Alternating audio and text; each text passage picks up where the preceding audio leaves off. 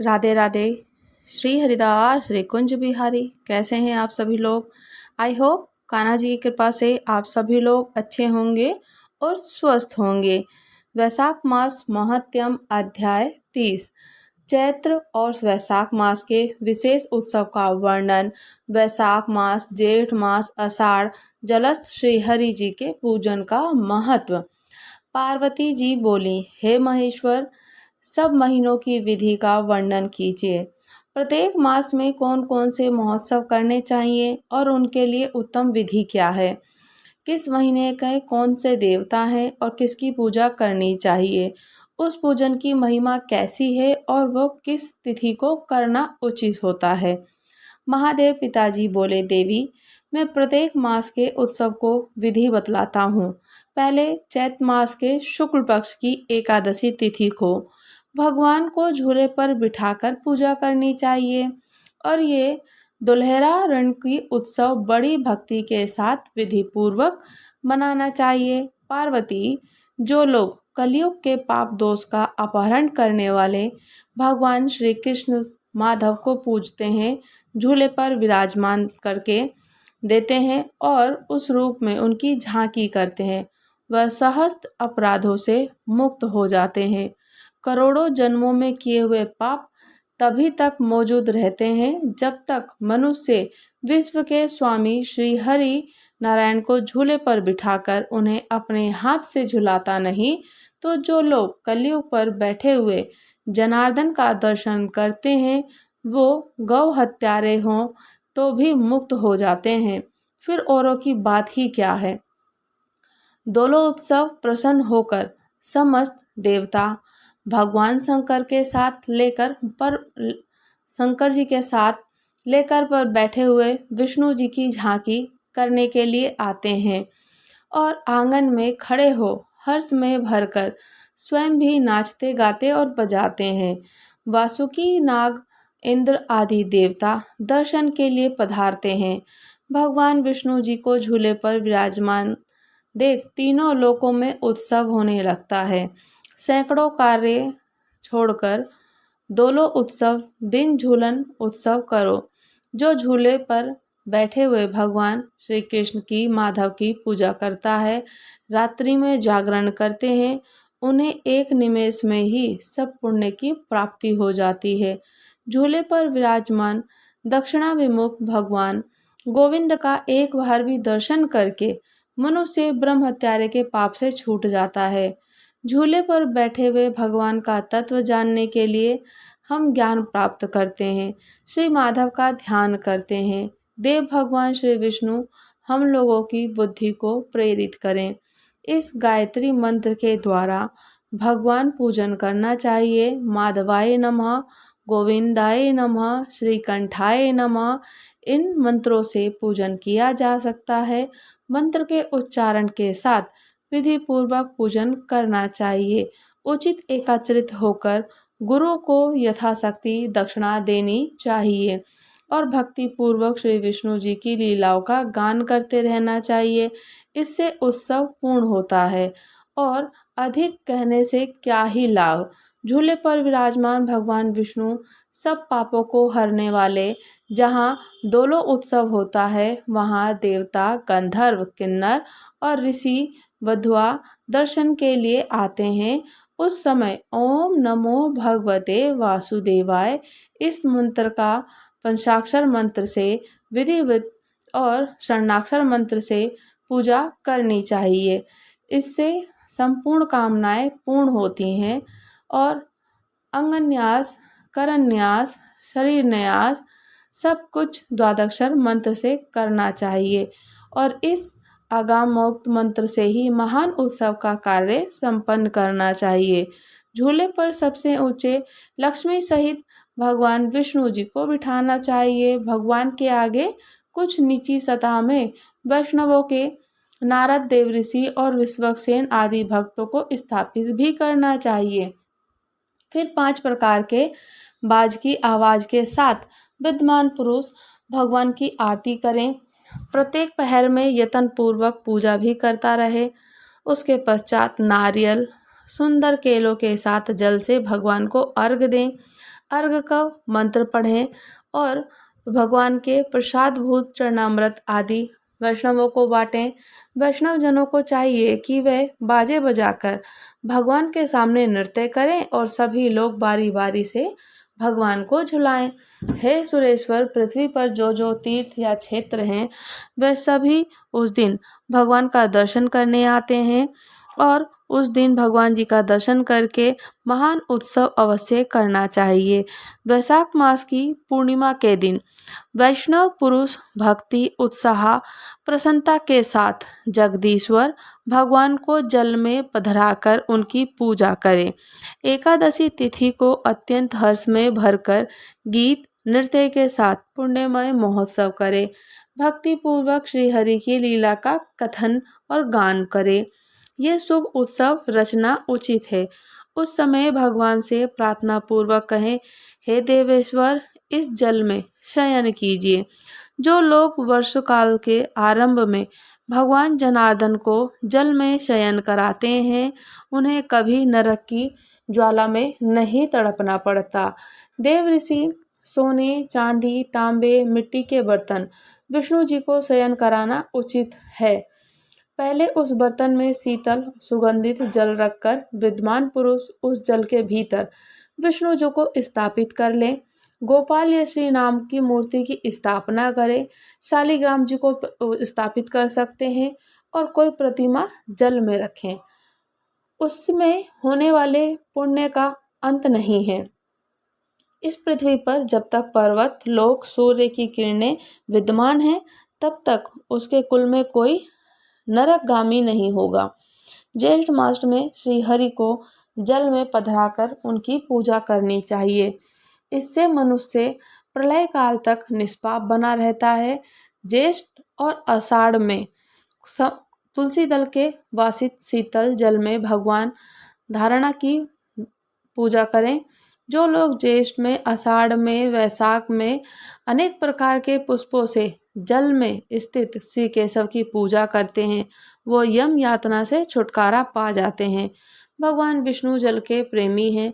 उन्हें जल बहुत प्रिय है, इसलिए वे जल में शयन करते हैं। गर्मी के मौसम में विशेष रूप से जल में स्थापित करके श्री हरि का पूजन करें। जो शालिग्राम को जल में विराजमान करके परम भक्ति के साथ उसकी पूजा करता है वह अपने कुल को पवित्र करने वाला होता है। पार्वती सूर्य के मिथुन और कर्क राशि पर स्थित होने पर जिसने भक्ति पूर्वक जल में श्री हरि का पूजा करी, द्वादशी तिथि को जिसने जलाशय विष्णु का अर्चन किया उसने मानो कोटि शत यज्ञों का अनुष्ठान कर लिया। जो वैशाख मास में भगवान माधव को जल पात्र में स्थापित करके उनका पूजन करते हैं वह इस पृथ्वी पर मनुष्य नहीं देवता हैं। जो द्वादशी की रात को जल पात्र में गंध आदि डालकर उसमें भगवान गरुड़ध्वज की स्थापना और पूजा करें वह मोक्ष का भागी होता है। जो श्रद्धा रहित, पापात्मा, नास्तिक, संशयात्मा, तर्क में स्थित रहने वाले ये 5 व्यक्ति पूजा के फल के भागी नहीं होते। इस प्रकार जो जगत के स्वामी महेश्वर विष्णु जी को सदा जल में रखकर उनकी पूजा करता है वह मनुष्य सदा के लिए महापापों से मुक्त हो जाता है। और मंत्र का पूजन बताया गया है। मंत्रों को उच्चारण करें। ओम कली कृष्णाय गोविंदाय गोपीजन वल्लभाय नमः। इस मंत्र से जल को अभिमंत्रित करना चाहिए। उसके पश्चात अनेक प्रकार से उनकी पूजन अर्चन करनी चाहिए। श्री वत्स के चिन्हों से युक्त महान देवता विश्व को उत्पन्न करने वाले भगवान नारायण मेरा अर्घ ग्रहण कीजिए। पुष्पों से गरुणासन विष्णु जी की पूजा करता वह सब बाधकों से मुक्त हो विष्णु जी के सौजस्य को प्राप्त होता है। द्वादशी को एकाग्रचित हो रात में जागरण करके अविकारी अविनाशी भगवान विष्णु जी का भक्तिपूर्वक भजन करें। इस तरह भक्ति की इच्छा रखने वाले पुरुषों को भक्ति भाव से तत्पर हो भगवान विष्णु वैशाख के संबंधी उत्सव करना चाहिए। वैशाख का स्नान करें। वैशाख स्नान की महत्तम कथा श्रवण करें, पाठ करें अक्षय पुण्य फल की प्राप्ति होगी। दान करें, श्राद्ध करें, पितरों का तर्पण करें और साथ ही साथ में विधि का पालन भी करें। और महादेवी, ऐसा करने से कोटि यज्ञों के समान फल मिलता है।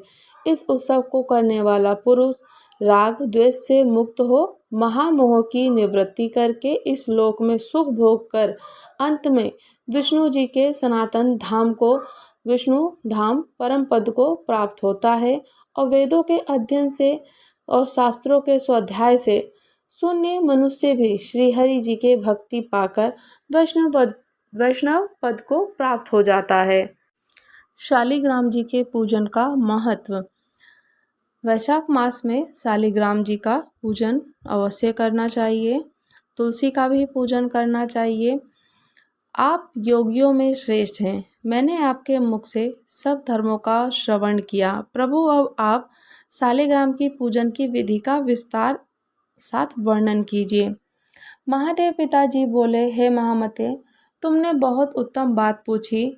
जो कुछ पूछ रहे हो उसका उत्तर देता हूँ, सुनो। शालिग्राम में सदा चराचर प्राणियों सहित समस्त त्रिलोकी लीन रहती है। जो शालिग्राम का दर्शन करता है, उसे मस्तक झुकाता है, स्नान कराता है, पूजन करता है, वे कोटि यज्ञों के समान पुण्य, कोटि गौदानों का फल पाता है।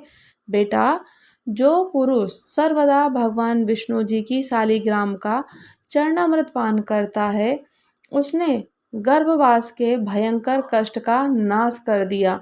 जो सदा भोगों में आसक्त, भक्ति भाव से हीन और शालिग्राम का पूजन करने के बाद श्री हरि का पूजन करता है, शालिग्राम का स्मरण कर, ध्यान, पूजन, नमस्कार कर कोटि कोटि ब्रह्म हत्याओं का पाप नष्ट हो जाता है। शालिग्राम का दर्शन करने से अनेक पाप दूर हो जाते हैं। जो मनुष्य प्रतिदिन शालिग्राम की पूजा करता है, उसे ना तो यमराज का भय होता है और ना मरने का, ना जन्म लेने का। जिन मनुष्यों ने भक्ति भाव से शालिग्राम जी को नमस्कार मात्र कर दिया, उनको मेरे भक्तों पर मनुष्य यौन की प्राप्ति कैसे हो सकती है?